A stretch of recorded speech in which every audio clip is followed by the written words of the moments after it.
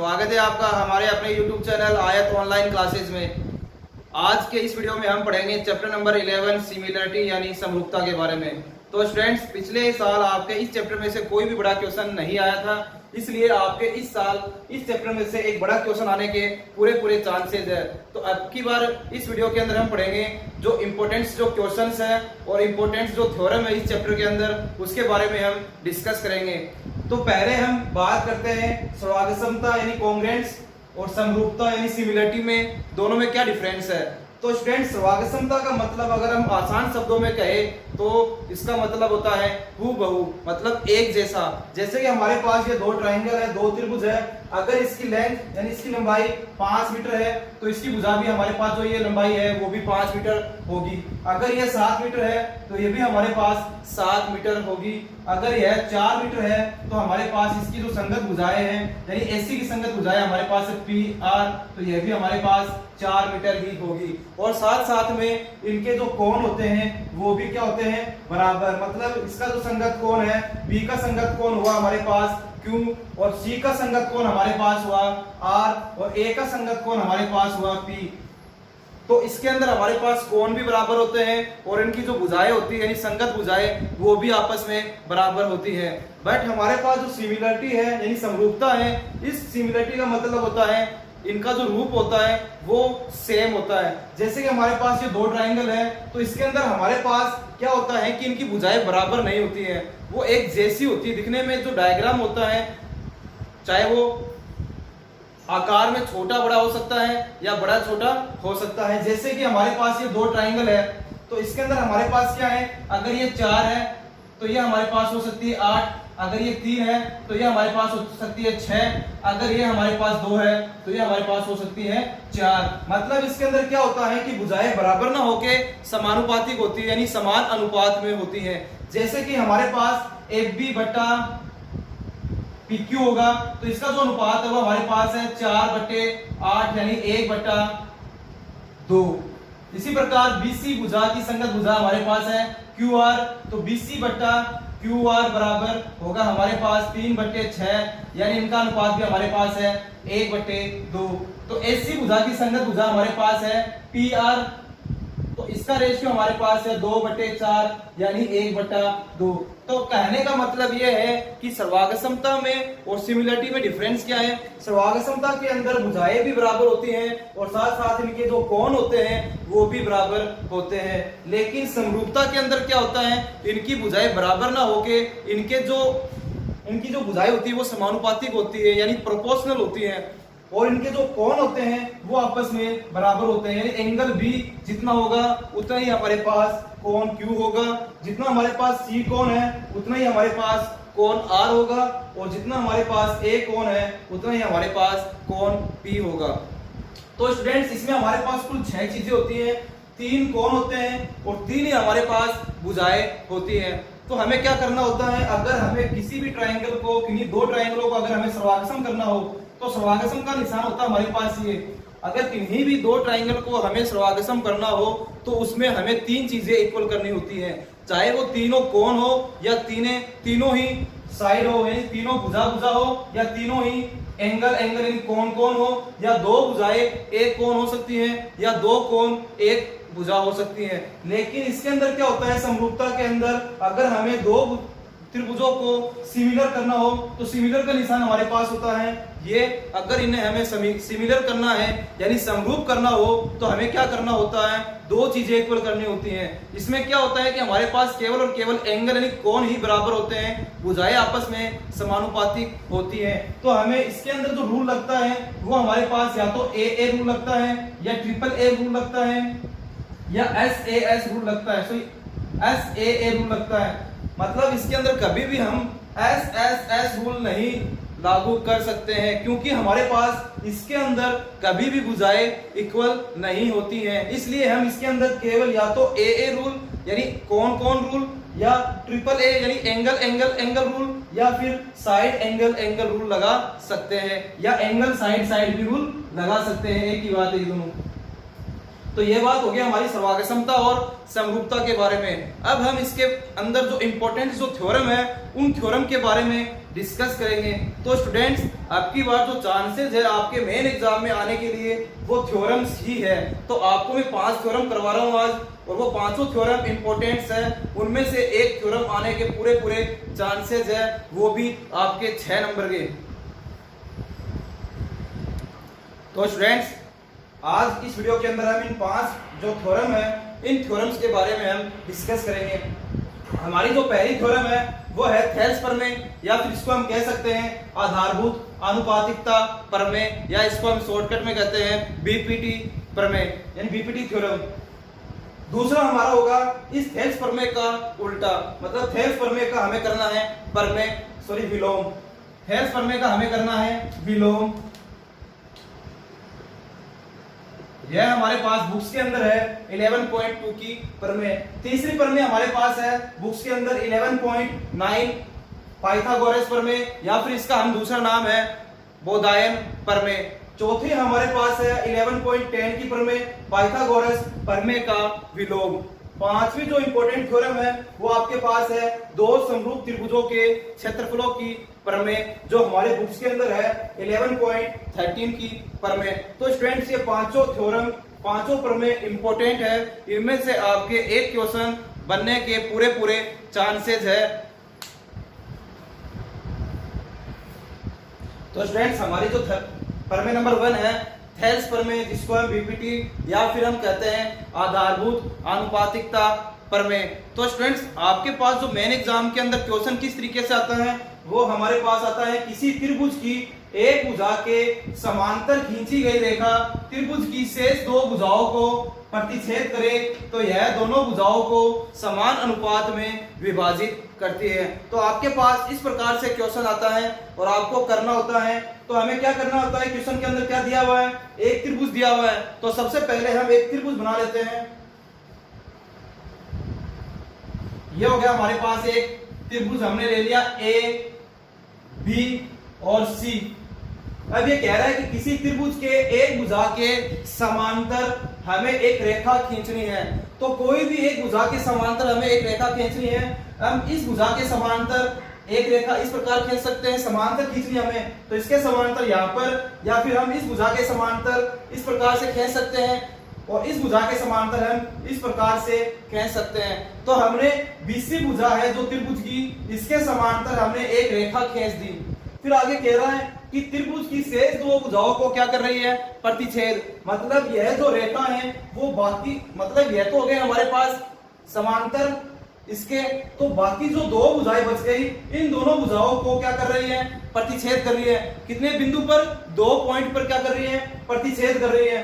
तो यह दोनों भुजाओं को क्या कर रही है, समान अनुपात में विभाजित कर रही है। मतलब हमने यहाँ पर पॉइंट ले लिया डी और हमने यहाँ पर पॉइंट ले लिया ई। तो ये जो डी और ई पॉइंट है वो इन दोनों भुजाओं को समान अनुपात में विभाजित करती है। तो कहने का मतलब ये है कि हमारे पास एडी और डीबी का जो अनुपात है वही अनुपात एई और इसी का होगा। फॉर एग्जांपल हमारे पास यदि 2/3 है, इन दोनों का अनुपात 2:3 है, तो हमारे पास एई और इसी का अनुपात भी 2:3 होगा। तो हमें यह प्रूफ करना है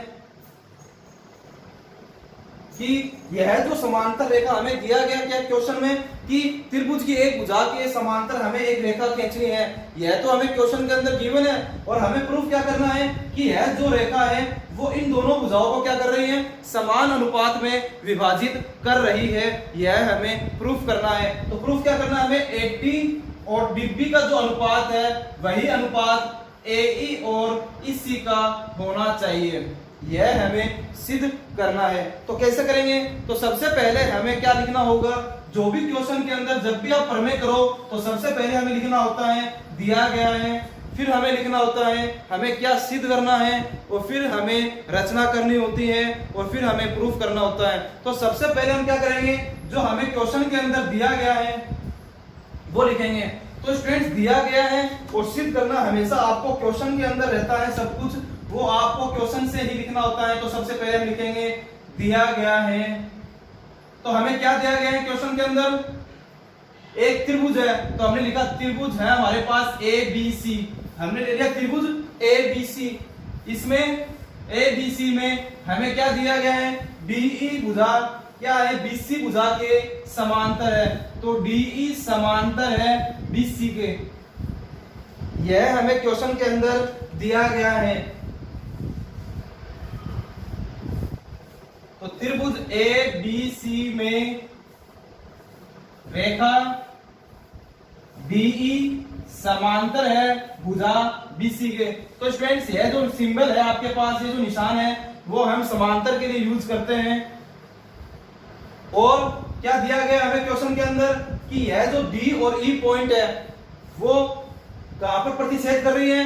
D पॉइंट हमारा प्रतिच्छेद कर रहा है AB भुजा पर और E पॉइंट हमारा प्रतिच्छेद कर रहा है AC भुजा पर। तो हमें यह भी लिखना होगा, तो हम क्या लिखेंगे, जो भुजा AB को बिंदु D पर तथा भुजा AC को, यह हमारे पास है भुजा AC को कौन से बिंदु पर कर रही है प्रतिच्छेद, E बिंदु पर, बिंदु E पर काटती है या फिर प्रतिच्छेद करती है। यह हमें क्वेश्चन के अंदर गिवन है, यानी दिया गया है। अब हम लिखेंगे क्वेश्चन के अंदर हमें सिद्ध क्या करना है, तो हम लिखेंगे सिद्ध करना। तो हमें क्या सिद्ध करना है कि यह जो दो बिंदु है वो इन दोनों भुजाओं को क्या कर रहा है, समान अनुपात में विभाजित कर रहा है। मतलब कि AD अपॉन में DB का जो अनुपात है, AD अनुपात DB is equal to AE upon में EC, यही हमें करना है सिद्ध। अब हमें करनी होगी रचना। तो स्टूडेंट्स रचना करने के लिए हमें क्या करनी होगी, इस क्वेश्चन के अंदर अब हम करते हैं रचना। तो आपको मैं शॉर्ट ट्रिक से बताऊंगा, अगर आपको यह समझ में नहीं आती है या फिर आपको थोड़ी सी लेंथी लगती है तो आप इसको शॉर्ट ट्रिक से भी कर सकते हैं। आपके कोई नंबर माइनस नहीं होंगे, आपको पूरे में से पूरे नंबर मिलेंगे। तो स्टूडेंट्स आपको मैंने 2 पॉइंट करवा दिए हैं। इन दोनों पॉइंट में से मैंने आपको केवल और केवल जो क्वेश्चन के अंदर गिवन है वो लिखा है और जो क्वेश्चन के अंदर हमें सिद्ध करना है वो हमने लिखा है। अब हमें करनी है रचना। तो स्टूडेंट्स हमें क्या करना है, सबसे पहले B को E से तथा C को D से इस प्रकार मिलाना है और साथ ही हमें यहाँ पर इस D पॉइंट से भी परपेंडिकुलर यानी लंब डालना है सामने वाली भुजा पर, और E पॉइंट से सामने वाली भुजा पर क्या डालना है, लंब। तो स्टूडेंट्स हमारे पास जब लंब डालते हैं तो ये हमारे बनते हैं 90-90 डिग्री ये कोण। तो यहाँ पर हमने पॉइंट मान लिया M और यहाँ पर हमने पॉइंट मान लिया N। तो इजी थ्योरम है, ज्यादा हार्ड नहीं है। तो अब हमें करनी है इसकी रचना।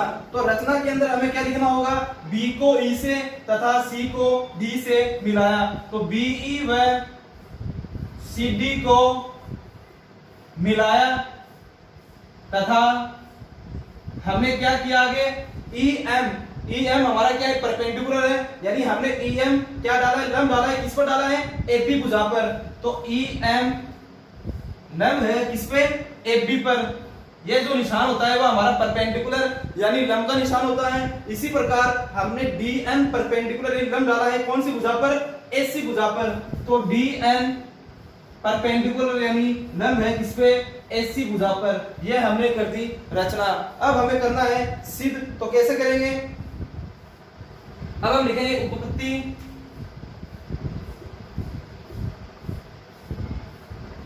तो स्टूडेंट सबसे पहले हम क्या करते हैं, एक साइड वाली भुजा मतलब ये वाली हम कैंसिल कर देते हैं आपको समझाने के लिए।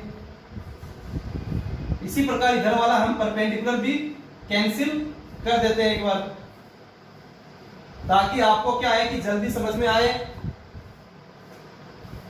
अब यहां पर हम देख रहे हैं तो स्टूडेंट्स आपको करना क्या है, इसके अंदर सबसे पहले आपको सिद्ध करना में जाना है। तो यहां पर हमारे पास आ रहा है AD। तो आप यहां पर देख सकते हैं AD जो भुजा है, ये वाली AD कौन से त्रिभुज के अंदर आ रही है, ADE के अंदर आ रही है। आ रही है, देखो यहां पर AD जो भुजा है वो हमारे पास ADE त्रिभुज के अंदर आ रही है। तो हमें सबसे पहले लेना है एक तो त्रिभुज ADE, फिर नीचे हम देखेंगे DB। तो DB जो भुजा है ये वाली DB या फिर हम कह सकते हैं BD, ये कौन से त्रिभुज में आ रही है, DBE या फिर हम कह सकते हैं BDE। हमें यह दो त्रिभुज लेने हैं। फिर उसके बाद में हम देखेंगे इधर वाले। तो सबसे पहले हम लेफ्ट साइड की बात कर रहे हैं, तो हमें त्रिभुज लेना है। तो आप त्रिभुज इनका अनुपात लेने से पहले हमें यह पता होना चाहिए कि त्रिभुज का क्षेत्रफल क्या होता है। तो हम सबसे पहले लिख देते हैं त्रिभुज का क्षेत्रफल। तो स्टूडेंट्स आप सब जानते हैं कि त्रिभुज का क्षेत्रफल निकालने का सूत्र क्या होता है। तो त्रिभुज का क्षेत्रफल बराबर 1/2 गुणा में आधार गुणा में ऊंचाई। तो आपको यहाँ पर ये समझ में तो आ गया होगा मैंने यहाँ पर लंब क्यों डाला है, क्योंकि स्टूडेंट्स हमें यहाँ पर सूत्र के अंदर हमारे पास आ रही है ऊंचाई। तो ऊंचाई लेने के लिए हमने यहाँ पर क्या डाला है, परपेंडिकुलर यानी लंब डाला है, यानी ये सीधी रेखा पे होता है हमेशा ऊंचाई, यानी लंब हमेशा सीधी रेखा पर होती है। तो स्टूडेंट्स अब हमें क्या करना है, सबसे पहले हमारे पास यहाँ पर आ रहा है AD। तो हम सबसे पहले लेंगे त्रिभुज ADE का क्षेत्रफल। तो हम लिखेंगे त्रिभुज ADE का क्षेत्रफल बराबर 1/2 गुणा में आधार। तो स्टूडेंट्स यहाँ पर ADE के अंदर हमारे पास देखो कुछ इस प्रकार से डायग्राम बन रहा है। ABE यहाँ पर हमारे पास है परपेंडिकुलर, यहाँ पर हमने पॉइंट दिया है M। तो स्टूडेंट्स हमेशा जो हाइट है, देखो ये हाइट हमारे पास ऊंचाई और ये हमारे पास हो गया आधार, यानी हमारे पास आधार होगा AD गुणा में ऊंचाई हमेशा सीधी रेखा में, तो हमारे पास जो ऊंचाई होगी वो होगी EM। इसी प्रकार आपको अब आगे करना है, यहाँ पर हमारे पास बट्टे में यानी अनुपात में आ रहा है DB। तो DB जो भुजाएं हैं वो हमारे पास ये है। तो ये कौन सी त्रिभुज में आ रही है, DBE, या हम कह सकते हैं BDE। तो हम यहाँ पर लिखेंगे बट्टे में त्रिभुज BDE का क्षेत्रफल बराबर बट्टे 1/2 गुणा में, अब इसका आधार क्या होगा हमारे पास, इसका आधार होगा DB और गुणा में इसकी ऊंचाई भी हमारे पास होगी EM। अब यहाँ पर कई स्टूडेंट्स के दिमाग में आ रहा है सर ये हमारे पास है त्रिभुज BDE, तो इसकी ऊंचाई EMEQ होगी, क्योंकि हमारे पास यहाँ पर मैं आपको शॉर्टकट तरीके में बता देता हूँ, हमारे पास टाइम कम है। तो यहाँ पर हमारा जो मैक्सिमम पॉइंट है यानी उच्चतम बिंदु है वो हमारे पास है E। तो E से हमारे पास क्या जा रही है, एक हाइट जा रही है, यानी एक लंब डाल रहे हैं, तो हमारे पास ऊंचाई इसकी भी क्या होगी, EM ही होगी। तो स्टूडेंट 1/2 से 1/2 हमारे पास हो रहा है कैंसिल, और EM से EM भी हमारे पास हो रहा है कैंसिल। तो हमारे पास बचेगा AD/DB। इसको हमने दे दी इक्वेशन नंबर 1। अगर आपको यह नहीं समझना है, आपको इसको शॉर्टकट तरीके से करना है, तो कैसे करेंगे स्टूडेंट्स, यहाँ पर हमें क्या करना होगा, सबसे पहले 1/2 गुणा में ऊपर हमारे पास क्या आ रहा है AD, तो यहाँ पर हम लेंगे AD और गुणा में ऊंचाई क्या लेंगे, हमारे पास पहली जो ऊंचाई होगी क्या है, यहाँ पर हमारे पास पहली ऊंचाई EM बट्टे 1/2 गुणा में इसका आधार क्या है DB गुणा में इसकी ऊंचाई, यानी पहली ऊंचाई हमारे पास क्या है EM। तो इक्वेशन नंबर 1 के लिए हमारे पास ऊंचाई क्या होगी, हमेशा EM होगी। EM से EM कैंसिल और 1/2 से 1/2 कैंसिल, तो हमारे पास क्या बचेगा AD/DB। ओके स्टूडेंट्स, हमें यहाँ पर ये बचाना ही बचाना है, और बाकी जो वैल्यू है 1/2 और ऊंचाई जो है वो हमारे पास क्या होगी, कैंसिल होगी। तो अब इसी प्रकार जो हमने इधर काम किया था वही काम हमें अब इधर करना है।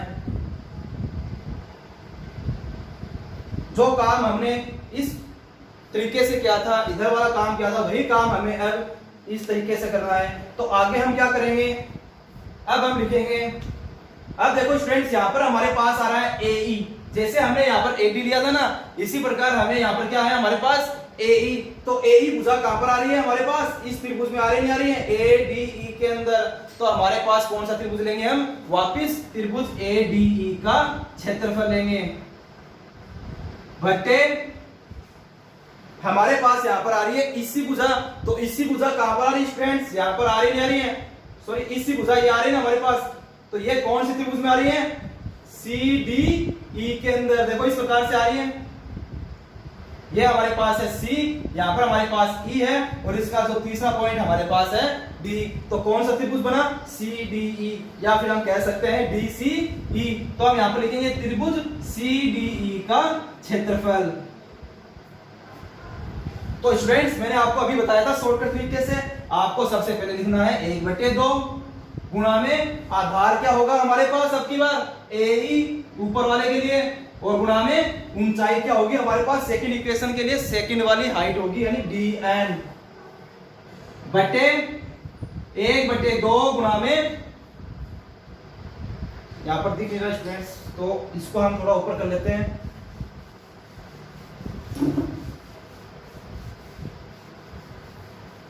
तो हमारे पास क्या आएगी 1/2 गुणा में AE गुणा में DN बटे 1/2 गुणा में, अब की बार इसका आधार क्या होगा, नीचे क्या आ रहा है हमारे पास इसी आ रहा है, इसी ले लेंगे, गुणा में हाइट वही होगी हमारे पास DN, तो DN से DN कैंसिल और 1/2 से 1/2 भी कैंसिल, तो हमारे पास क्या बचेगा AE बटा EC, क्योंकि अब की बार हमारे पास देखो स्टूडेंट्स हाइट क्या होगी, यहाँ पर हमने पॉइंट लिया था n, तो dn हाइट होगी हमारे पास, और इस ABE का जो आधार होगा अब की बार हमारे पास होगा आधार AE, और इसका जो आधार होगा हमारे पास CDE का वो हमारे पास होगा EC। तो इसको मैंने दी इक्वेशन नंबर सेकंड। तो स्टूडेंट्स अब हम केवल और केवल 2 या 3 लाइन पीछे हैं हमारे फाइनल आंसर की तरफ, तो अब हमें क्या करना है, देखो स्टूडेंट्स यहाँ पर हमारे पास आ रहा है इक्वेशन नंबर फर्स्ट के अंदर आ रहा है राइट साइड में AD बटा DB, और इक्वेशन सेकंड के राइट साइड में हमारे पास आ रहा है AE बटा EC। तो स्टूडेंट्स यही हमें क्या करना है प्रूफ, यानी हमें इन दोनों को क्या करना है इक्वल करना है। अगर हमें इन दोनों को इक्वल करना है यानी इन दोनों के राइट साइड को इक्वल करना है दोनों इक्वेशन के, तो हमें इनके लेफ्ट साइड को भी क्या करना होगा इक्वल। अगर इनके लेफ्ट साइड इक्वल है तो ऑटोमेटिक इनके राइट साइड भी क्या हो जाएंगे इक्वल। तो हमारे पास यहां पर तो लेफ्ट साइड में आ रहा है त्रिभुज ADE का क्षेत्रफल बटे त्रिभुज CDE का क्षेत्रफल।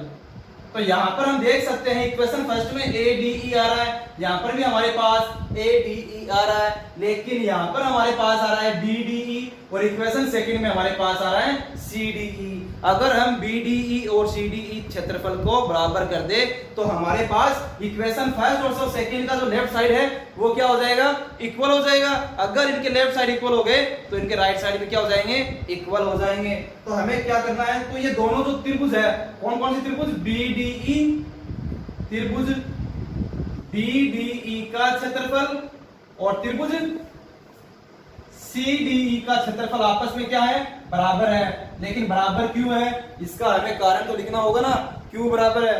तो स्टूडेंट सिंपल सी बात ये है, अगर दो समांतर रेखा हो और यहाँ पर हमारे पास है इसका आधार सेम, तो यहाँ से बनने वाले जितने भी त्रिभुज हैं इन दोनों पॉइंट से जितने भी त्रिभुज बनेंगे, चाहे वो त्रिभुज 1 बने, चाहे 2 बने, चाहे 1000 बने, चाहे 2000 बने, तो उन सभी त्रिभुजों के जो क्षेत्रफल का मान होता है वह हमेशा क्या होता है बराबर। तो हमारे पास यहाँ पर हम देख सकते हैं कि हमारे पास ये दो समांतर रेखाएं हैं, कौन कौन सी, DE और BC हमारे पास क्या है समांतर रेखा है। और इन समांतर रेखा के अंदर हमारे पास क्या बन रहे हैं, एक तो त्रिभुज बन रहा है BDE और एक त्रिभुज बन रहा है CDE।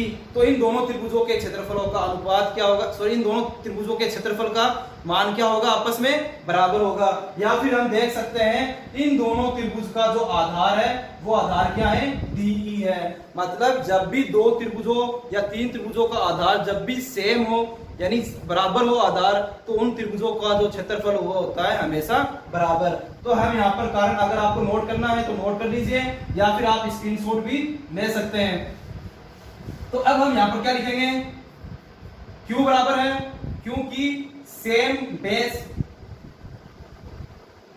मतलब त्रिभुज BDE व त्रिभुज CDE का आधार क्या है हमारे पास BE, वो क्या है सेम है यानी बराबर है या नहीं है। देखो इन दोनों त्रिभुज का आधार क्या है सेम है DE, या फिर हम लिख सकते हैं तथा DE जो है वो पैरेलल है किसके BC के यानी समांतर है। तो आपको इतना लिखना ही लिखना है। तो इसको दे दी मैंने इक्वेशन नंबर 3। तो स्टूडेंट्स अब देखो हमारे पास यहाँ पर इक्वेशन फर्स्ट का ऊपर वाला जो पार्ट है ADE यहाँ पर भी है और सेकंड वाले में भी ADE है। इक्वेशन सेकंड में या सॉरी फर्स्ट में यहाँ पर BDE है, यहाँ पर CDE है, ये बराबर नहीं थे लेकिन हमने क्या कर दिया, इनको बराबर कर दिए। तो इक्वेशन फर्स्ट और सेकंड का जो लेफ्ट साइड है वो क्या हो गए, इक्वल हो गए, तो इनके राइट साइड भी क्या होंगे, इक्वल होंगे। तो हम यहाँ पर क्या लिख देंगे, इक्वेशन फर्स्ट सेकंड व थर्ड से तीनों इक्वेशन को हम काम में ले रहे हैं, तो हमारे पास जो निष्कर्ष निकलेगा यानी हमारे पास जो रिजल्ट आएगा वो क्या रिजल्ट आएगा कि इनके जो राइट साइड है किसके, फर्स्ट और सेकंड के, तो फर्स्ट का राइट साइड क्या है हमारे पास AD बट्टा DB, और इक्वेशन सेकंड का राइट साइड क्या है हमारे पास AE बट्टा EC, यह हमारे पास क्या हो गए, बराबर। यही हमें करना था सिद्ध, तो हेंस रूल है ना इजी स्टूडेंट्स। आपको कुछ नहीं करना है, सबसे पहले आपको गिवन लिखना है यानी दिया गया है, फिर आपको लिखना है सिद्ध करना, फिर आपको लिखनी है रचना। तो रचना में हमें इस प्रकार से मिलाना है, फिर हमने डालना है लंब, फिर हमें करना है उपपत्ति। तो सबसे पहले लिखेंगे त्रिभुज का क्षेत्रफल, फिर हम देखेंगे सबसे पहले ऊपर AD आ रहा है तो AD भुजा से कौन सा त्रिभुज बन रहा है, और DB भुजा से कौन सा त्रिभुज बन रहा है, फिर हम उसके अंदर त्रिभुज का क्षेत्रफल का सूत्र लगा देंगे। आधार हमारे पास इसका AD रहेगा, नीचे वाले के लिए आधार DB, और इन दोनों के लिए जो ऊंचाई होगी वो कैंसिल होगी, मतलब इन दोनों की ऊंचाई क्या रहेगी, सेम। तो फर्स्ट इक्वेशन के लिए पहली वाली और सेकंड इक्वेशन के लिए सेकंड वाली ऊंचाई लेंगे। ओके स्टूडेंट्स, इजी है, आप कर सकते हो, इसके आने के चांसेस है। 6 नंबर का क्वेश्चन आता है मेन एग्जाम में। तो स्टूडेंट्स हमारे पास जो प्रमेय नंबर 2 है यानी 11.2 की जो प्रमेय है वो है थेल्स प्रमेय का विलोम। तो हमारे पास जो क्वेश्चन किस प्रकार से पूछा जाता है एग्जाम के अंदर, वो आता है यदि एक रेखा किसी त्रिभुज की किन्हीं दो भुजाओं को समान अनुपात में विभाजित करती है तो वह रेखा तीसरी भुजा के समांतर होती है या नहीं। तो स्टूडेंट्स हमने अभी जो प्रमेय पढ़ी थी थेल्स प्रमेय, और अब की बार हम पढ़ रहे हैं थेल्स प्रमेय का विलोम। इन दोनों में डिफरेंस क्या है, पिछले वाली जो प्रमेय थी उसके अंदर जो हमें गिवन था वो चीज अब की बार हमें पूछा गया है, और पिछली वाली प्रमेय में जो हमें पूछा गया था वो हमें अब की बार गिवन है, यानी हमें उस प्रमेय का करना है विलोम। तो हमें क्या करना होगा, जो हमें दिया गया में हमने लिखा था वो अब की बार हमें पूछा गया में लिखना है यानी सिद्ध करने में लिखना है, और जो हमने सिद्ध करने में लिखा था वो अब की बार हमें गिवन में यानी दिया गया में लिखना है। तो चलो स्टार्ट करते हैं। हमें यहाँ पर दिया गया है यदि एक रेखा किसी त्रिभुज की किन्हीं दो भुजाओं को समान अनुपात में विभाजित करती है, मतलब हमारे पास एक त्रिभुज है तो हमने यह त्रिभुज ले लिया ABC। अब क्या बोल रहा है, एक रेखा है जो किसी त्रिभुज की किन्हीं दो भुजाओं को क्या कर रही है, समान अनुपात में विभाजित कर रही है। तो हमने लिख दी ये रेखा है, यहाँ पर हमारे पास है DOE, ये जो रेखा है वो इन दोनों भुजाओं को क्या कर रही है, समान अनुपात में विभाजित कर रही है। हमें पिछली वाली प्रमेय में यह चीज सिद्ध करनी थी और अब की बार हमें दिया गया है। तो यह रेखा तीसरी भुजा के क्या है, समांतर है, मतलब जो ये DE जो भुजा है वो तीसरी भुजा कौन सी हमारे पास, इन दोनों के अलावा BC, इसके क्या होनी चाहिए, समांतर होनी चाहिए। यह हमें अब की बार प्रूफ करना है। तो स्टूडेंट्स इन दोनों प्रमेय में कंफ्यूज मत होना, ज्यादा आपके 11.1 की, लेकिन आप कर बैठते हो 11.2 की प्रमेय, और आती आपके पास 11.2 की प्रमेय और आप कर बैठते हो 11.1 की। तो इन दोनों में डिफरेंस क्या है, देखो यहाँ पर हमें सबसे पहले उस पहली वाली जो प्रमेय थी उसके अंदर हमें ये जो लाइन है दो भुजाओं को समान अनुपात में विभाजित करती है वो सबसे लास्ट में दिया हुआ था, और अब की बार हमें यह सबसे पहले दिया गया है, इसमें आप देख लेना, तो कंफ्यूज मत होना आप। तो हम सबसे पहले लिखेंगे दिया गया है, यानी गिवन क्या है हमारे पास, तो दिया गया है, क्या दिया गया है, एक त्रिभुज है, त्रिभुज ABC है, इसके अंदर हमें क्या दिया गया है, AD और जो DB का जो अनुपात है वही अनुपात AE और EC में है। तो हम लिख सकते हैं AD अपॉन में DB बराबर AE अपॉन में EC। यह हमें क्वेश्चन के अंदर दिया गया है। पिछले वाली प्रमेय हमने सिद्ध करने में लिखा था और अब की बार हम लिखेंगे दिया गया है। अब हमारे पास जो सेकंड पॉइंट होता है वो होता है सिद्ध करना। तो हमें अब की बार सिद्ध क्या करना है कि यह जो रेखा है DE वो तीसरी भुजा के क्या होनी चाहिए, समांतर होनी चाहिए। तो हम क्या लिखेंगे, DE समांतर है BC के, यह हमें सिद्ध करना है। तो तीसरा पॉइंट होता है हमारे प्रमेय का रचना। तो हम रचना किस हिसाब से करेंगे इसके अंदर? तो स्टूडेंट्स हम क्या करेंगे, हमारे पास क्वेश्चन के अंदर हमें प्रूफ करना है कि DE समांतर होनी चाहिए BC के। तो हम इसका उल्टा करेंगे। हम प्रमेय भी उल्टी पढ़ रहे हैं, थर्ड प्रमेय की हम पढ़ नहीं पढ़ रहे हैं, तो हम इसमें भी उल्टा करेंगे। क्या करेंगे, हम इसकी ही जैसी एक समांतर रेखा खींच देंगे। किसके समांतर? BC के। हमारे पास ये समांतर रेखा नहीं है DE, हमने एक समांतर रेखा ली है DF। किसके समांतर? BC के। अगर DF BC के समांतर है तो हमारे पास AB अपॉन में DB और AF, गलती से AE मत करना, AF अपॉन में FC का अनुपात क्या होगा? बराबर होगा। क्यों होगा? क्योंकि यह थेल्स प्रमेय कहती है जब दो रेखाएं समांतर हो तो उनकी जो अनुपात है वो क्या होता है? बराबर होता है। तो हमने रचना में क्या लिखेंगे? हमने DF समांतर किया है किसके? BC के, खींची है, यानी ड्रॉ DF समांतर BC। ओके स्टूडेंट्स, अब हम करेंगे इसको सिद्ध। तो कैसे करेंगे देखो। तो स्टूडेंट्स मैंने आपको अभी बताया था कि DF क्या है? समांतर है BC के। अगर यह DF, जैसे फॉर एग्जांपल हमारे पास ये डायग्राम है ABC, हम यह DE भूल जाते हैं, हमारे पास इस त्रिभुज के अंदर ये DE रेखा ही नहीं है, हमारे पास है F।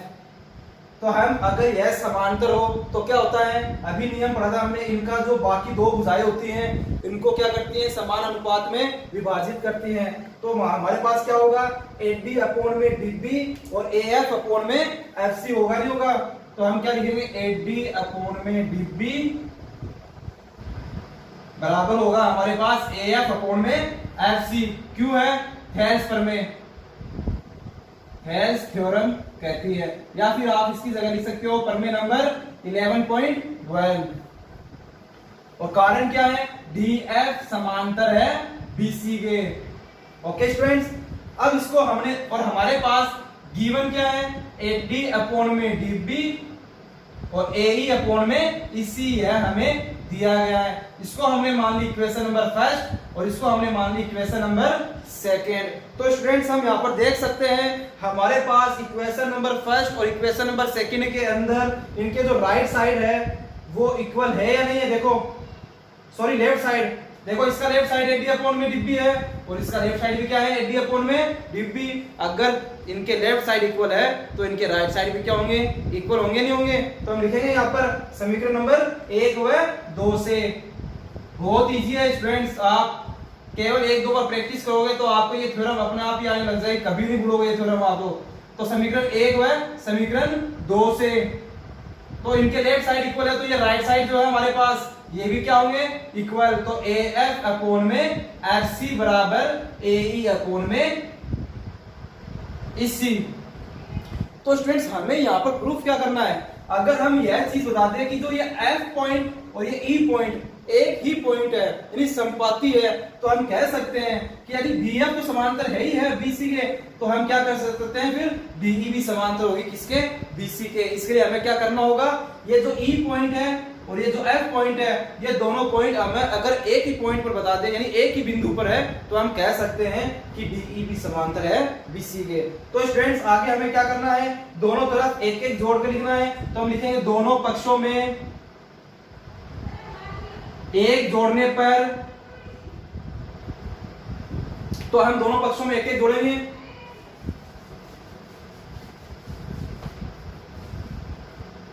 तो हमारे पास यहां पर है AF अपॉन में FC, इसमें एक जोड़ देंगे।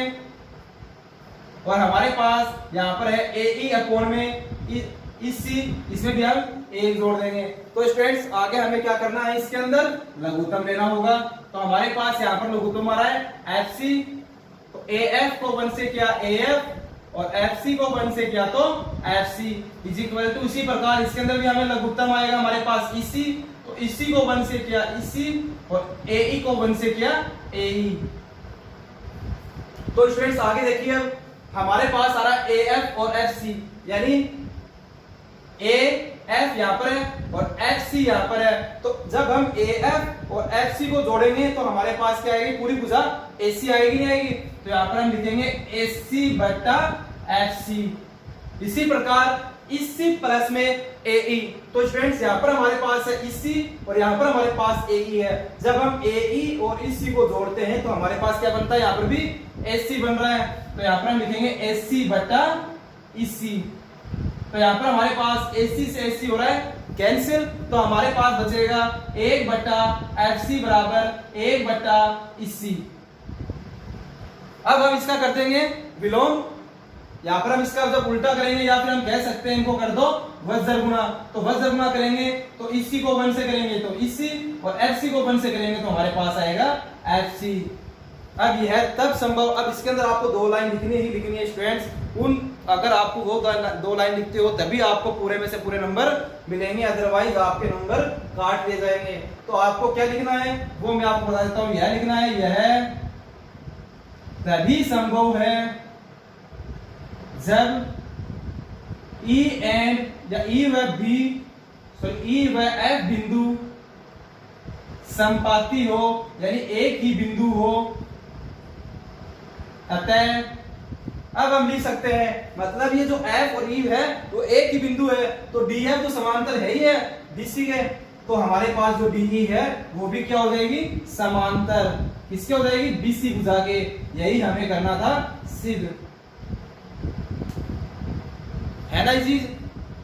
तो आप इसको नोट करना चाहो तो नोट कर लीजिए या फिर स्क्रीनशॉट भी ले लीजिए। और अगर स्टूडेंट्स अगर आपको वीडियो अच्छा लग रहा है या फिर मेरे द्वारा पढ़ाया हुआ अच्छा लग रहा है तो आप लाइक कीजिए और चैनल को सब्सक्राइब कीजिए, और अपने जो फ्रेंड्स हैं अभी जो 10th क्लास में है या फिर होने वाले हैं उनको शेयर कीजिए ताकि ज्यादा से ज्यादा उनकी हेल्प हो सके। और साथ ही बेल आइकन को भी दबाइए जिससे आपको मेरे द्वारा बनाए गए जितने भी वीडियोज हैं उन वीडियोज को आप सबसे पहले देख सकें।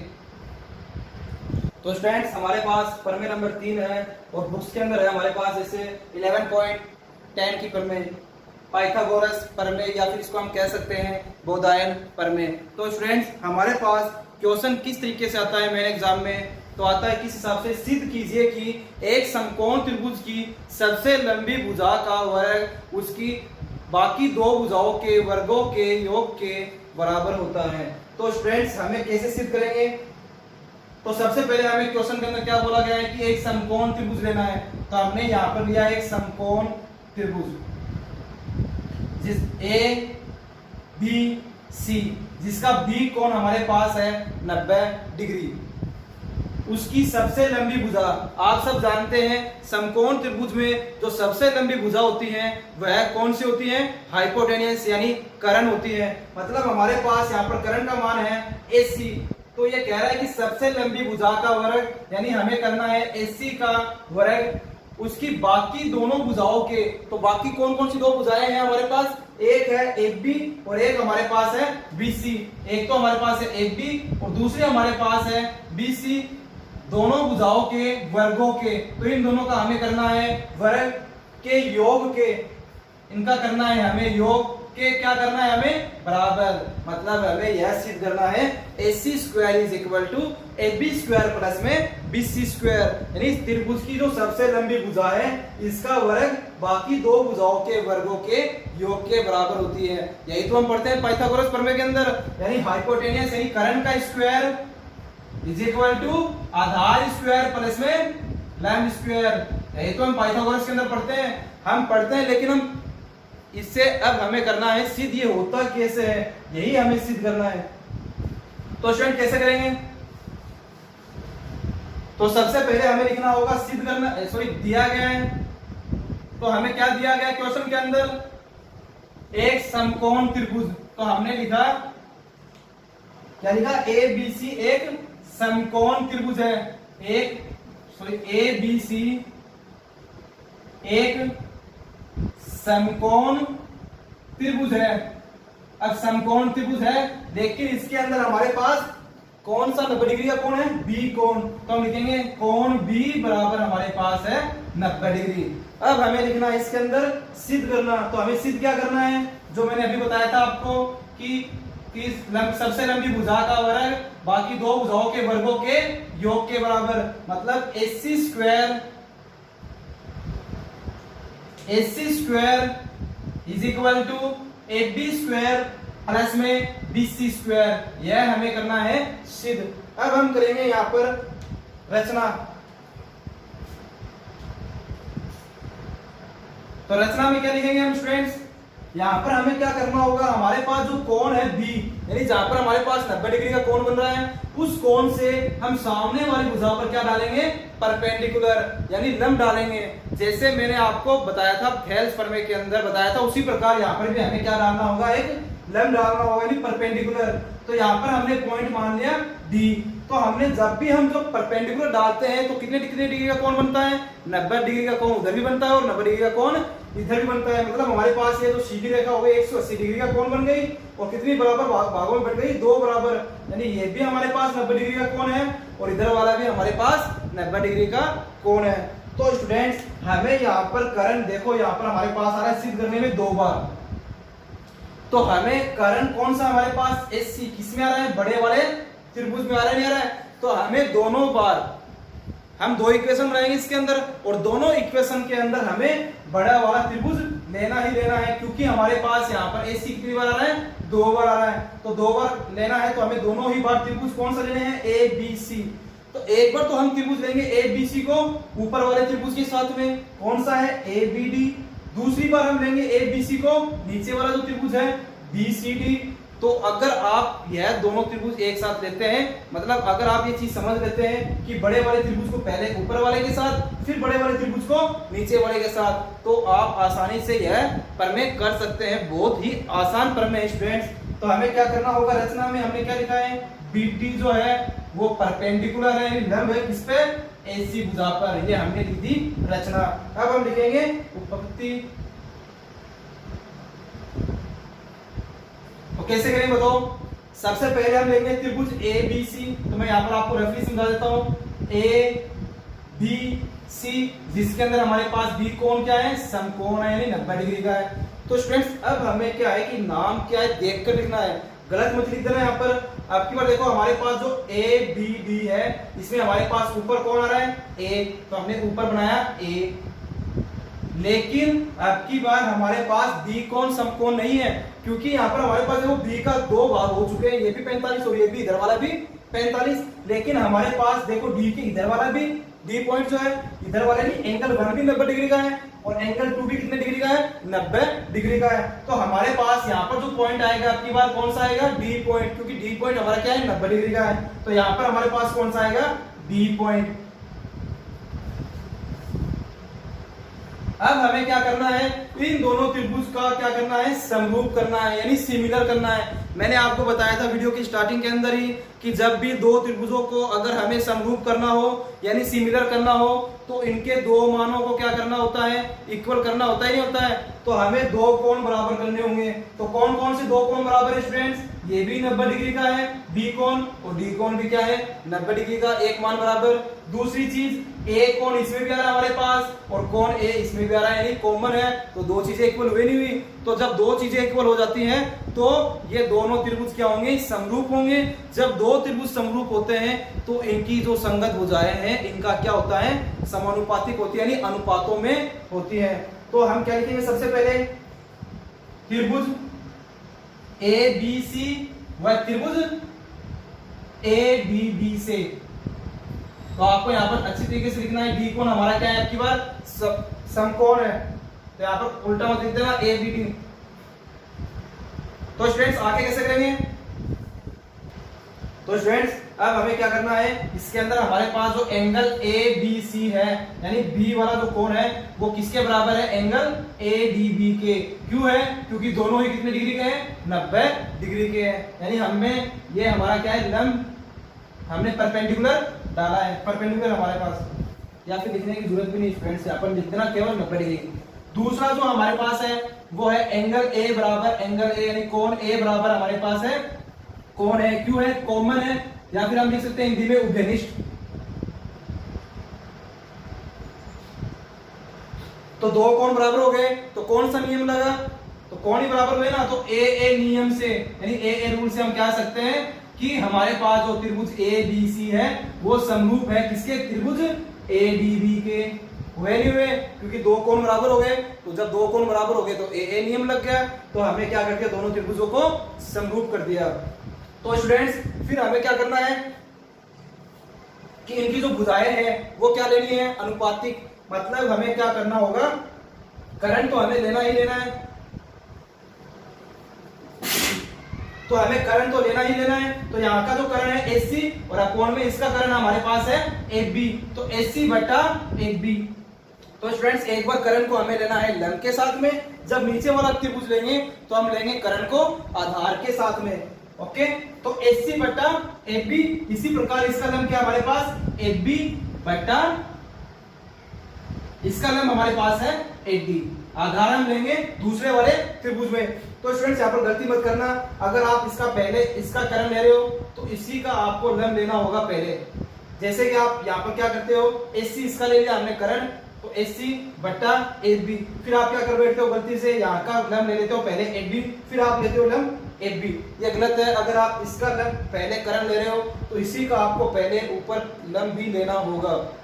तो आगे क्या करेंगे, वज्र गुणा कर दो। तो AB को AB से किया AB स्क्वायर और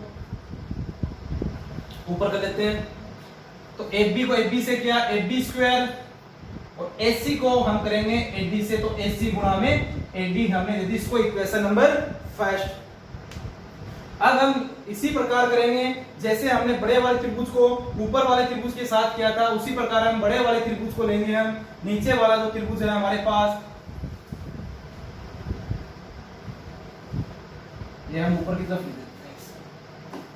तो हमारे पास आया था AD square is equal to AC into में AD, इसको हमने दे दी इक्वेशन नंबर फर्स्ट। अब देखो स्टूडेंट्स, अब हम लेंगे जैसे कि हमारे पास ये तो है बड़े वाला त्रिभुज, कौन सा है ABC, इसके अंदर हमारे पास D कोण क्या है, समकोण है। अब देखो स्टूडेंट्स यहाँ पर हमारे पास अब की बार वापस वही है, D पॉइंट क्या है 90 डिग्री है और C कहां पर हमारे पास नीचे की तरफ है।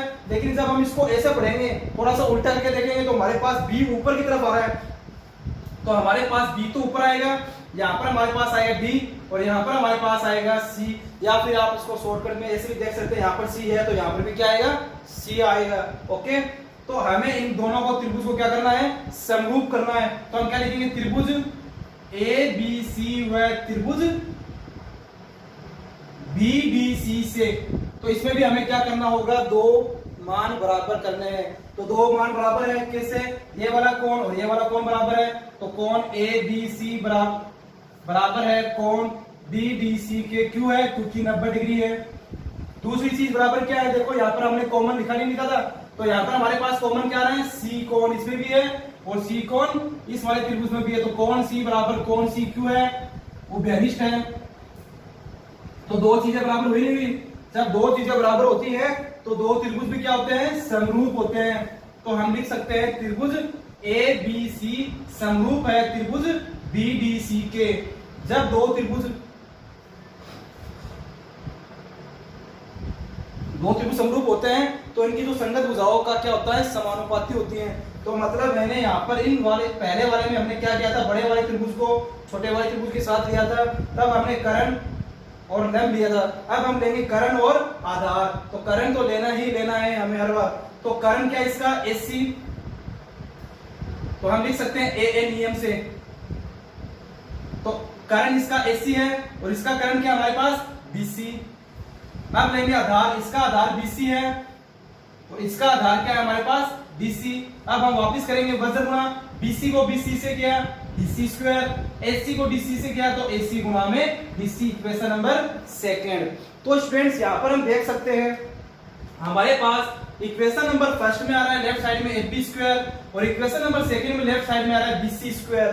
तो यहाँ पर हम अगर सिद्ध में देखें, सिद्ध करने में, तो यहाँ पर भी AB स्क्वायर और BC स्क्वायर आ रहा है और इन दोनों को हम कर रहे हैं प्लस। तो हमें क्या करना होगा, AB स्क्वायर और BC स्क्वायर को करना होगा प्लस। कहने का मतलब क्या है, इक्वेशन फर्स्ट और सेकंड को हमें करना है प्लस। तो हम क्या लिखेंगे, समीकरण 1 व 2 को जोड़ने पर।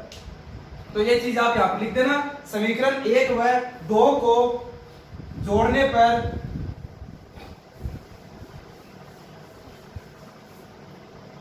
तो समीकरण 1 व 2 को जोड़ने पर तो इनके जो लेफ्ट साइड है वो लेफ्ट साइड के साथ प्लस होते हैं, तो AB स्क्वायर है इक्वेशन नंबर फर्स्ट का लेफ्ट साइड, और इसका लेफ्ट साइड हमारे पास है BC स्क्वायर, और राइट साइड के साथ प्लस होते हैं, तो इसका right side AC into AD, और हमारे पास इक्वेशन नंबर सेकंड का राइट साइड है AC इंटू में BC। तो स्टूडेंट्स देख सकते हैं हम यहाँ पर सिद्ध करने में हमारे पास एक साइड तो आ चुकी है ये वाली, हमें लाना है AC स्क्वायर, और तो इन दोनों में कॉमन क्या रहा है हमारे पास AC कॉमन आ रहा नहीं आ रहा, AC इसमें भी है और AC यहाँ पर भी है, तो हमारे पास अंदर क्या बचेगा 8D प्लस में DC।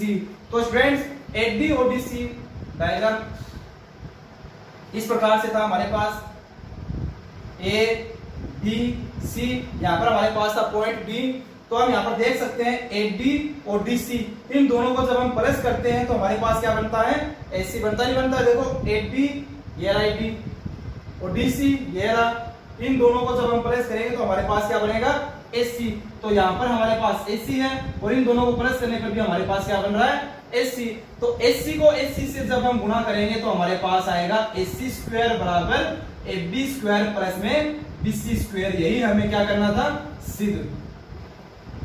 तो स्टूडेंट्स आसान है ना ये, तो आप आसानी से कर सकते हो इसको, आप केवल और केवल एक बड़े वाले त्रिभुज को छोटे वाले त्रिभुज यानी ऊपर वाले त्रिभुज के साथ लेके देख लो, फिर उसके बाद में क्या करना है हमें उसी प्रकार से वो करना है, दोनों त्रिभुजों को सेम करना है, सिमिलर करना है सॉरी, और सिमिलर करने के लिए दो चीजें इक्वल करनी होती हैं, अगर दो चीजें इक्वल हो गई तो दोनों त्रिभुज समरूप हो जाएंगे, और अगर दोनों ही त्रिभुज समरूप हो गए तो उनकी जो संगत भुजाएं हैं उनका क्या हो जाएगा अनुपातिक हो जाएगा, यानी उनका समानुपातिक हो जाती है वैल्यू। तो हमें पहले वाले में लेना है कर्ण को लंब के साथ में, फिर हमें लेना है कर्ण को आधार के साथ में।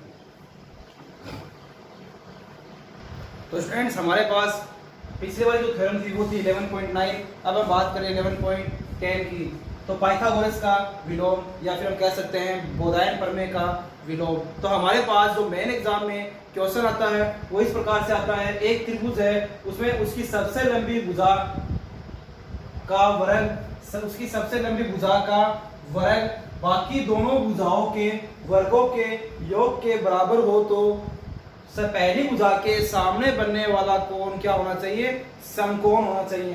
तो स्टूडेंट्स पिछले वाले क्वेश्चन के अंदर हमें क्या गिवन था, एक समकोण त्रिभुज हमें दिया गया था और हमें पूछा क्या गया था कि सबसे लंबी भुजा का वर्ग बाकी दोनों भुजाओं के योग के बराबर हो, लेकिन अब की बार हमें उल्टा दिया गया है, हमें क्वेश्चन के अंदर दिया गया है कि सबसे लंबी भुजा का वर्ग बाकी दोनों भुजाओं के वर्गों के योग के बराबर है, तो जो पहली भुजा के सामने बनने वाला कोण क्या होना चाहिए समकोण होना चाहिए। तो हमारे पास जैसे कि डायग्राम बन चुका है, ये हमारे पास है एक त्रिभुज, मैंने ये लिखा कि समकोण त्रिभुज है, तो मैंने लिखा त्रिभुज हमारे पास है ABC, तो हमें क्या बोल रहा है ये सबसे लंबी भुजा, तो हमारे पास सबसे लंबी भुजा कौन सी है AC, इसका स्क्वायर क्या होना चाहिए, क्या दिया गया है AB स्क्वायर प्लस में BC स्क्वायर के वर्गों के योग के बराबर हमें दिया गया है। तो हम सबसे पहले लिख देंगे गिवन, तो हमने लिखा दिया गया है, ऊपर से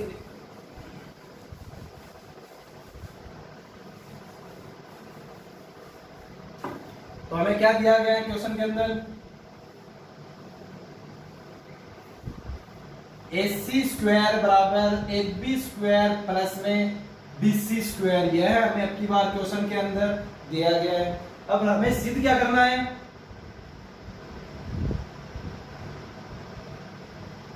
हमें सिद्ध करना है कि ABC क्या होना चाहिए एक समकोण त्रिभुज होना चाहिए, मतलब ये वाला जो कोण है पहली भुजा के सामने वाला जो कोण है, ये वाला जो इसके सामने वाला कोण क्या होना चाहिए हमारे पास समकोण होना चाहिए, 90 डिग्री के सामने 90 डिग्री का कोण बनना चाहिए। तो हमें सिद्ध करना है ABC एक समकोण त्रिभुज है, समकोण त्रिभुज है जिसमें कोण B बराबर कितना होना चाहिए 90 डिग्री, यानी हम लिख सकते हैं या फिर हम कह सकते हैं कि कोण B जो है वो 90 डिग्री का होना चाहिए। अब हम लिखेंगे रचना,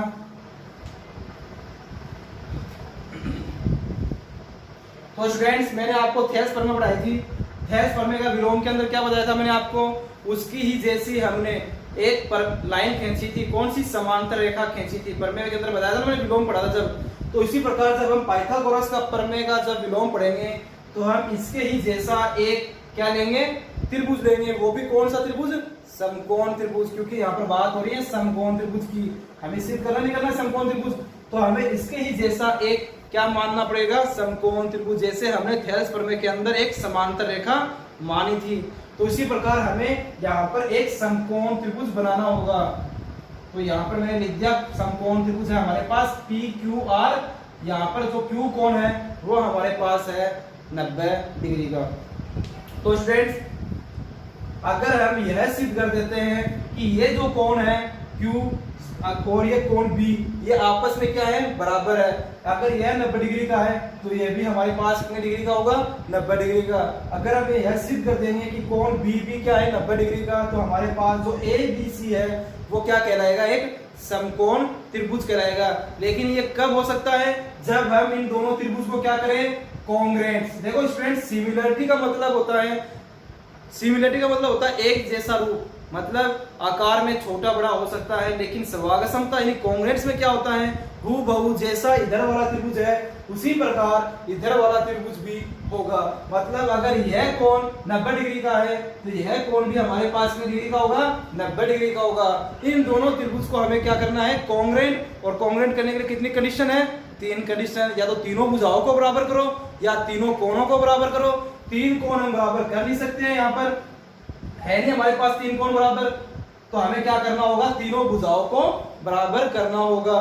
तो स्टूडेंट्स हमने रचना में लिखना है ये वाली भुजा इस वाली भुजा के बराबर है, ये वाली भुजा इस वाली भुजा के क्या है, बराबर। अगर हम यह सिद्ध कर दे कि जो इस त्रिभुज का जो AC भुजा है और इस त्रिभुज की जो PR भुजा है यह दोनों आपस में क्या है, बराबर, तो हमारे पास इन दोनों त्रिभुज की तीनों भुजाएं क्या हो जाएगी, बराबर हो जाएगी। और तीनों भुजाएं बराबर होने पर ये दोनों त्रिभुज क्या हो जाएंगे, कॉन्ग्रुएंट यानी सर्वागसम हो जाएंगे। और सर्वागसम होने के बाद हमारे पास कोण B हो जाएगा, यानी यह भी कोण हमारे पास कितने डिग्री का हो जाएगा, 90 डिग्री का हो जाएगा। अगर यह कोण हमारे पास 90 डिग्री का हो जाता है तो हमारे पास जो ABC है वो क्या कहलाएगा, एक समकोण त्रिभुज कहलाएगा। यही हमें क्या करना है, सिद्ध करना है। तो कैसे करेंगे स्टूडेंट्स, रचना हम क्या करेंगे, रचना में हम लिखेंगे PQR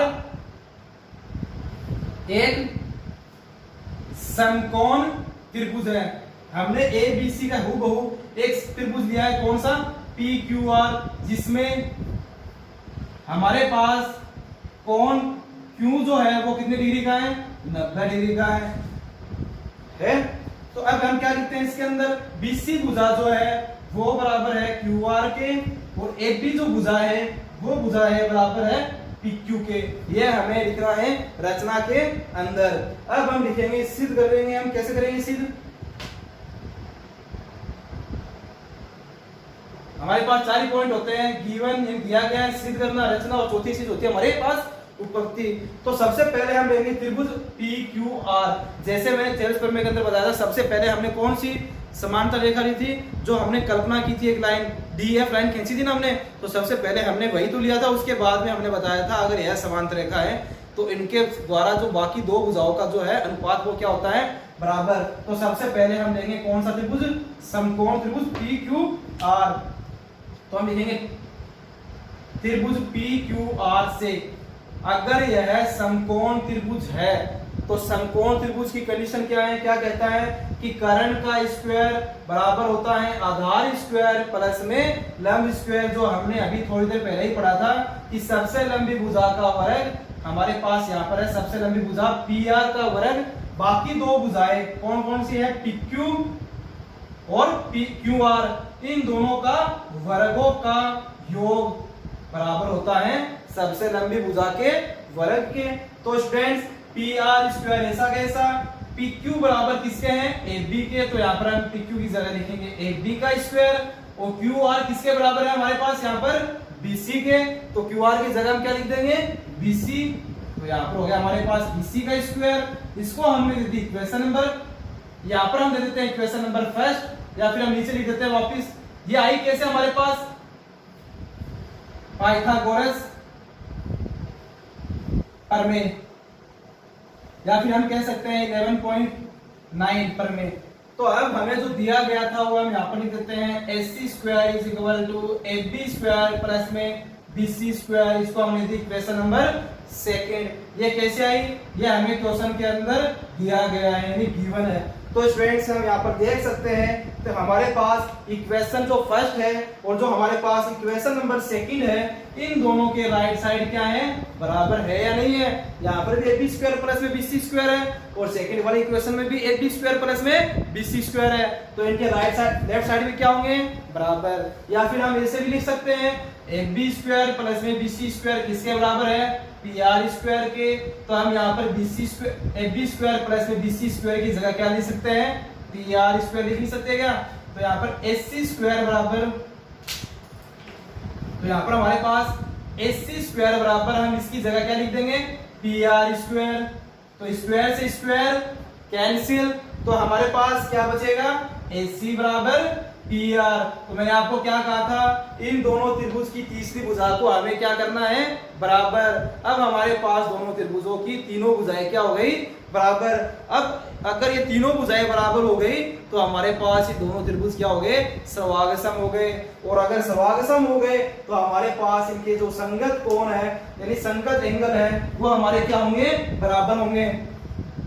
तो हम लिखेंगे त्रिभुज ABC व त्रिभुज PQR से इन दोनों त्रिभुज को हमें करना है सर्वागसम यानी कॉन्ग्रुएंट। तो हमारे पास AB बराबर है PQ, हम रचना से लिखेंगे। दूसरी हमारे पास है BC बराबर QR और तीसरी भुजा हमारे पास आ चुकी है AC बराबर PR। इसको हम लिख देते हैं इक्वेशन नंबर थर्ड। तो यहाँ पर लिख देंगे फ्रॉम इक्वेशन थर्ड, इक्वेशन समीकरण नंबर 3 से। तो अब हमारे पास कौन सा रूल लग गया? S नियम यानी साइड साइड साइड, या फिर हिंदी में कहते हैं भुजा भुजा भुजा नियम से। तो दोनों जो त्रिभुज है ABC और जो त्रिभुज है PQR, ये दोनों ही क्या हो गए? सर्वागसम हो गए। तो सर्वागसम होते ही हमारे पास जो एंगल Q है वही एंगल हमारे पास क्या होगा? B। यानी इन दोनों का जो मान है वो कितने डिग्री का हो गया? 90 डिग्री का होगा, नहीं होगा? क्योंकि दोनों त्रिभुज क्या हो गए? सर्वागसम हो गए। तो हमारे पास जो एंगल B का मान आ चुका है 90 डिग्री। यही हमें क्या करना था? सिद्ध। मैंने आपको बताया था सिद्ध करने में हमें क्या लिखना है? B कोण कितने डिग्री का लाना है? 90 डिग्री का। अगर B कोण 90 डिग्री का आ गया तो हमारे पास जो ABC है वो क्या कहलाएगा? एक समकोण त्रिभुज। तो हम लिख सकते हैं अतः ABC एक समकोण त्रिभुज है। यही हमारा फाइनल आंसर है। ओके स्टूडेंट्स, तो स्टूडेंट्स आज का इस वीडियो के लिए हमारे पास लास्ट थ्योरम है और सबसे इंपॉर्टेंट थ्योरम है। इस थ्योरम के आने के फुल चांसेस है आपके मेन एग्जाम में प्रमेय नंबर 11.13। तो क्वेश्चन किस तरीके से आते हैं आपके एग्जाम के अंदर? सिद्ध कीजिए कि दो समरूप त्रिभुजों के क्षेत्रफलों का अनुपात उनकी संगत भुजाओं के वर्गों के अनुपात के समान होता है। तो हमें क्वेश्चन के अंदर क्या दिया गया है? दो समरूप त्रिभुज दिए गए हैं। तो हम यहाँ पर दो समरूप त्रिभुज बना लेते हैं। एक त्रिभुज हमारे पास ABC है और दूसरा त्रिभुज हमारे पास है PQR। और यही दोनों त्रिभुज हमें क्या दिए गए हैं क्वेश्चन के अंदर? समरूप दिए हुए यानी एक जैसे हैं। इनके क्षेत्रफलों का अनुपात, कौन से क्षेत्रफल? एक तो ABC का क्षेत्रफल, दूसरा हमारे पास है PQR का क्षेत्रफल। इन दोनों क्षेत्रफलों का अनुपात करना है उनकी संगत भुजाओं के वर्गों के। तो संगत भुजाएं मतलब इसकी संगत भुजा कौन सी है? AB की PQ। तो हम लिखेंगे AB बट्टा PQ। BC की संगत भुजा क्या है? QR। तो BC बट्टा QR। AC की संगत भुजा क्या है? PR। तो AC बट्टा PR। तो इनकी संगत भुजाओं के वर्गों के हमें क्या करना है? इनका वर्ग करना है। समान होती है यानी बराबर होती है। यानी इन दोनों को जो क्षेत्रफलों का अनुपात है वो इनकी संगत भुजाओं के वर्गों के अनुपात के बराबर होती है। यह हमें क्या करना है? सिद्ध करना है। तो स्टूडेंट कैसे करेंगे? इजी थ्योरम है और वेरी वेरी इंपॉर्टेंट थ्योरम है। मेन एग्जाम में आने के चांसेस भी है। 6 नंबर की थ्योरम आ सकती है आपके मेन एग्जाम में। तो हमें सबसे पहले लिखना होगा, दिया गया है वहां पर आप रेड पेन यूज मत कर लेना, मैं यहाँ पर बस नहीं अदरवाइज नंबर कर सकते हैं आपके वहां पर, आप ब्लैक पेन या फिर ब्लैक पेन और ब्लू पेन यूज कर सकते हैं वहां पर मेरे एग्जाम के अंदर। तो हमें सबसे पहले दिया गया है क्वेश्चन के अंदर, क्या दिया गया था कि दो समरूप त्रिभुज है, तो हमने लिखा ए बी सी जो है और त्रिभुज पी क्यू आर है, ये दोनों ही त्रिभुज क्या है, समरूप है। तो हमने समरूप का निशान लगा दिया दोनों त्रिभुजों के बीच में। अब हमें क्वेश्चन के अंदर क्या सिद्ध करना है, जो मैंने अभी यहाँ पर लिखा है वो हमें लिखना है सिद्ध करने में। तो सिद्ध करना है कि त्रिभुज ए बी सी का जो क्षेत्रफल है और जो त्रिभुज पी क्यू आर के क्षेत्रफलों का जो अनुपात है इन दोनों का, उनकी संगत भुजाएं यानी ए बी बट्टा पी क्यू का वर्ग बी सी बट्टा क्यू आर का वर्ग और एस सी बट्टा पी आर के वर्ग के बराबर होता है। तो स्टूडेंट्स आपको इन तीनों में से कोई भी एक मान बराबर कर दो, किसके, इन दोनों त्रिभुजों के क्षेत्रफलों के अनुपात के बराबर। आपको तीनों ही करने की आवश्यकता नहीं है, आपको इन तीनों में से कोई भी एक मान बराबर कर दो, फिर आप लिख देना इसी प्रकार दोनों भी बराबर है। अब देखो कैसे करेंगे, अब हम करेंगे रचना। तो स्टूडेंट्स रचना में क्यों कर रहा हूं, यहाँ पर हमें हाइट लेनी होगी। क्यों हाइट लेनी होगी, क्योंकि यहाँ पर नाम आ रहा है त्रिभुज का क्षेत्रफल, और त्रिभुज का क्षेत्रफल क्या होता है, 1/2 गुणा में आधार गुणा ऊंचाई। तो वहां पर हमें किसकी जरूरत पड़ेगी, ऊंचाई की जरूरत पड़ेगी, नहीं पड़ेगी। तो यहाँ पर हमें क्या करना होगा, एक लंब डालना होगा। तो मैं यहाँ पर बिंदु ए से सामने वाली भुजा पे क्या डाल रहा हूँ, लंब डाल रहा हूँ। तो यहां से मैंने डाल दिया लंब, तो यहाँ पर मैंने पॉइंट लिया डी। इसी प्रकार पी पॉइंट से भी मैंने यहाँ पर क्या डाल दिया लंब, तो यहाँ पर मैंने लिया पॉइंट एस। तो स्टूडेंट्स ये भी हमारे पास 90 डिग्री और इधर वाला भी हमारे पास 90 डिग्री। इसी प्रकार 90 और 90 डिग्री के कोण बन चुके हैं। अब आगे हमने रचना में क्या लिखेंगे, हम रचना के अंदर कि ए बी जो है वो लंब है किस पर है, बीसी पर। तो हमने डाल दिया परपेंडिकुलर निशान लगा के बीसी पर, तथा PS लंब है किस पर, QR पर। तो PS परपेंडिकुलर ऑन QR, ये हमारी हो गई रचना। अब हम करेंगे उत्पत्ति यानी प्रूफ करेंगे, टू बी प्रूव। कैसे करेंगे देखो स्टूडेंट्स, तो हमें सबसे पहले जो क्वेश्चन के अंदर दिया गया है उसको हम लेकर चलेंगे। तो क्वेश्चन के अंदर हमें क्या दिया गया है, ए बी सी और पी क्यू आर क्या है, समरूप है। तो स्टूडेंट्स जैसे ही मैंने समरूप का नाम लिया तो आपके दिमाग में क्या चला कि जब भी दो त्रिभुज समरूप होते हैं तो इनके जो संगत कोण होते हैं वो आपस में क्या होते हैं, बराबर होते हैं। लेकिन इनकी जो साइड है वो बराबर ना होके क्या होती है, समानुपातिक होती है, यानी समान अनुपात में होती है। तो हम क्या लिख सकते हैं, एंगल बी और एंगल क्यू क्या है, बराबर। तो एंगल बी बराबर है एंगल क्यू के। इसी प्रकार एंगल सी बराबर है एंगल आर के। तो एंगल सी बराबर है एंगल आर के, और एंगल ए बराबर है एंगल पी के। ये हमने लिख दिया। ये तो हमारे पास बात हो गई कोण की। अब हम लिखेंगे भुजा, तो एफ बी बटा पी क्यू, यानी संगत भुजा एफ बी की कौन सी है, पी क्यू का अनुपात। बीसी का संगत भुजा है क्यू आर, तो बीसी बटा क्यू आर। इसी प्रकार एससी की संगत भुजा क्या है, पी आर, तो एससी बटा पी आर। ये हमारे पास है, हमने लिख दिया। किसी हिसाब से दोनों त्रिभुज क्या हमारे पास समरूप है। अब देखो स्टूडेंट्स, हमें यहाँ पर सिद्ध क्या करना है, ए बी सी का क्षेत्रफल बटे पी क्यू आर का क्षेत्रफल।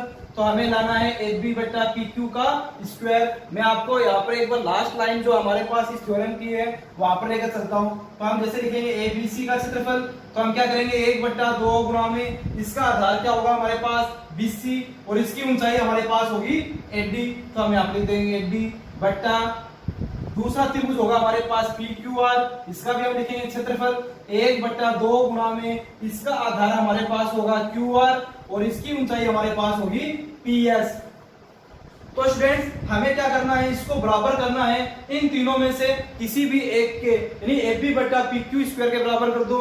तो 1/2 से 1/2 कैंसिल। तो हमारे पास यहाँ पर आ रहा है BC बटा QR। तो हम यहाँ पर BC बटे QR की जगह क्या लिख सकते हैं, AB बटा PQ। तो यहाँ पर हमारे पास आ जाएगा AB बटा पी क्यू, लेकिन यहाँ पर हमारे पास 80 अपॉन में जो पी एस है वो कहीं पर भी एफ बी बटे पी क्यू के बराबर नहीं है, क्योंकि हमारे पास यहाँ पर देखो स्टूडेंट्स एक बार तो आ ही चुका है, एक पावर तो आ ही चुकी है, तो हमें दो पावर लानी है ना, दो बार लाना है एफ बी बटे पी क्यू। तो हमारे पास जो एफ डी बटा पी एस है यह बराबर नहीं है किसके, एफ बी बटे पी क्यू के। तो हमें सबसे पहले क्या करना होगा, इसके बाद एफ डी बटे पी एस को बराबर करना होगा किसके, एफ बी बटे पी क्यू के। तो एफ डी अपॉन में पी एस जो ये है, एफ डी और पी एस ये ना दोनों, इसको किस किस के बराबर करना है, एफ बी और पी क्यू के बराबर करना है। तो कैसे करेंगे, सबसे पहले हम यह काम करेंगे। तो ये दोनों जो है, ये लाइन और ये लाइन और ये वाली लाइन और ये वाली लाइन कौन सी त्रिभुज में आ रही है, एक तो आ रहा है ए बी डी के अंदर और ये वाला आ रहा है पी क्यू एस के अंदर। तो हम लिखेंगे त्रिभुज ए बी डी व त्रिभुज पी क्यू एस। यह दोनों ही त्रिभुज मैंने क्यों लिए हैं, मैंने आपको अभी बताया था। देखो ए बी बट्टा पी एस इधर आ रहा है हमारे पास, और एफ बी बट्टा पी क्यू किस में आ रहा है, इन दोनों ही त्रिभुज में तो आ रहा है यहाँ पर। तो हम करेंगे क्या, इन दोनों त्रिभुज को समरूप करेंगे।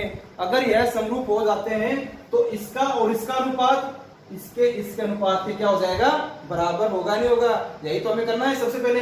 तो हम क्या करेंगे, इन दोनों त्रिभुज को समरूप करेंगे, और समरूप करने के लिए कितनी चीजें इक्वल, दो चीजें। तो यहाँ पर देखो स्टूडेंट्स, ये वाला कोण बराबर है या नहीं है, यहाँ पर मैं देता हूँ एंगल 1 और यहाँ पर मैं देता हूँ एंगल 2।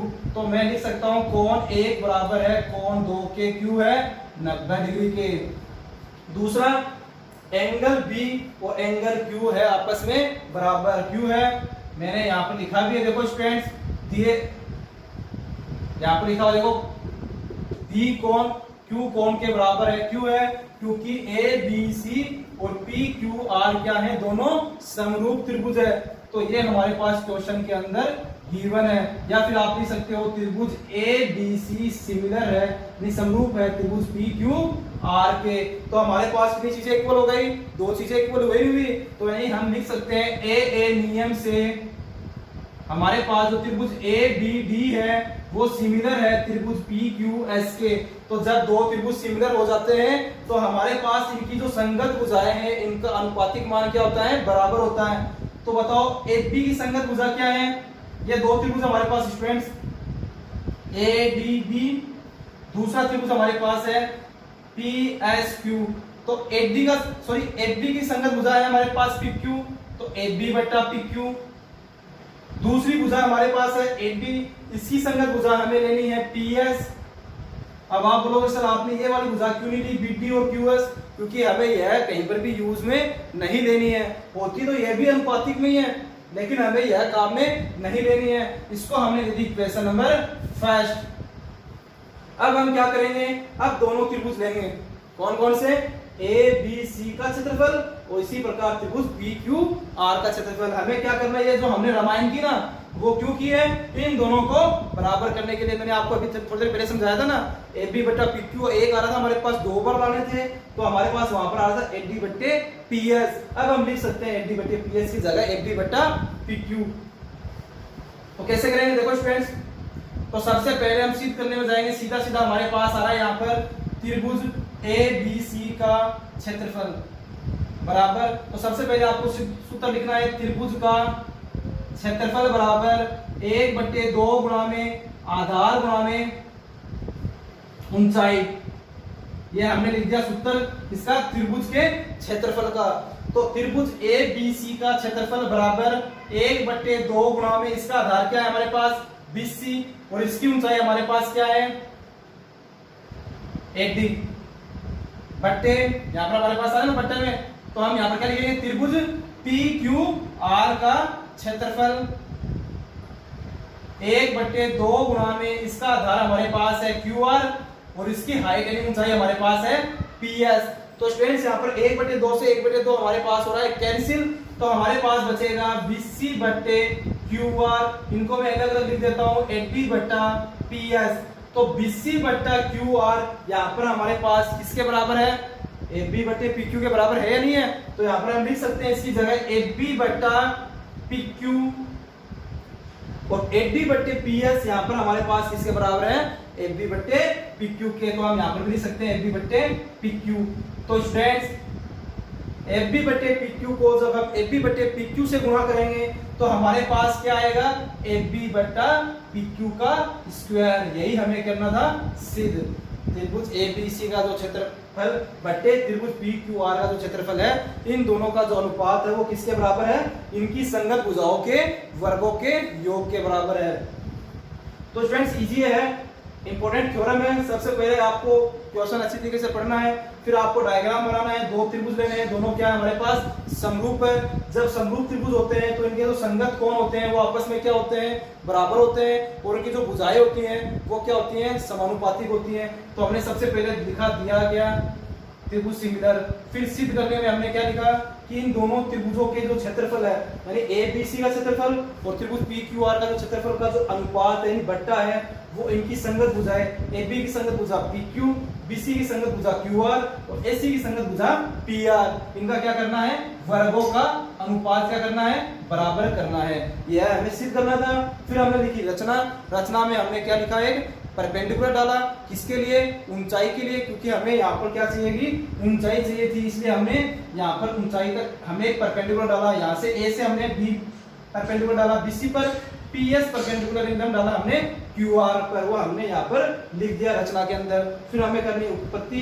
तो सबसे पहले हम जाएंगे दिया गया में, तो हमारे पास दो त्रिभुज हैं। तो हमने जो अभी बताया था कि ये वाला कोण इस वाले कोण के बराबर, वो हमने यहाँ पर लिख दिया। और संगत भुजाओं का क्या होता है, अनुपात होता है। फिर हमें क्या करना है कि ये वाले दो त्रिभुज लेने हैं और इन दोनों त्रिभुज को हमें क्या करना है, सिमिलर करना है, यानी समरूप करना है। तो दो चीजें इक्वल, तो ये वाला कोण और ये वाला कोण बराबर है, क्यू है 90 डिग्री का है, और एंगल बी और एंगल क्यू है बराबर। यह हमें क्वेश्चन के अंदर गिवन है, क्योंकि दोनों त्रिभुज क्या है, समरूप है। तो ए नियम से क्या हो गया, हमारे पास दोनों त्रिभुज क्या हो गए, समरूप हो गए। तो इनकी जो संगत भुजाएं हैं, ये वाला जो त्रिभुज और इस वाले त्रिभुज में जो संगत भुजाएं हैं, इनका क्या होता है, अनुपातिक मान बराबर होता है। तो ए बी बट्टा पी एस किसके बराबर हो गया, ए बी बट्टा पी क्यू के। इतना करने के बाद में सीधा सीधा हमें चलना है सिद्ध करने में। तो यहाँ पर हमारे पास आ रहा है त्रिभुज ए बी सी का क्षेत्रफल। तो हमने लिखा त्रिभुज ए बी सी का क्षेत्रफल बराबर 1/2 गुना आधार हमारे पास बी सी है और ऊंचाई हमारे पास है ए डी। फिर हम लेंगे त्रिभुज पी क्यू आर का क्षेत्रफल। तो त्रिभुज पी क्यू आर का क्षेत्रफल बराबर 1/2 गुना में आधार है क्यू आर और हाइट हमारे पास है पी एस। तो 1/2 से 1/2 कैंसिल। फिर हमने क्या किया, बी सी बट्टे क्यू आर किसके बराबर है, ए बी बट्टे पी क्यू के।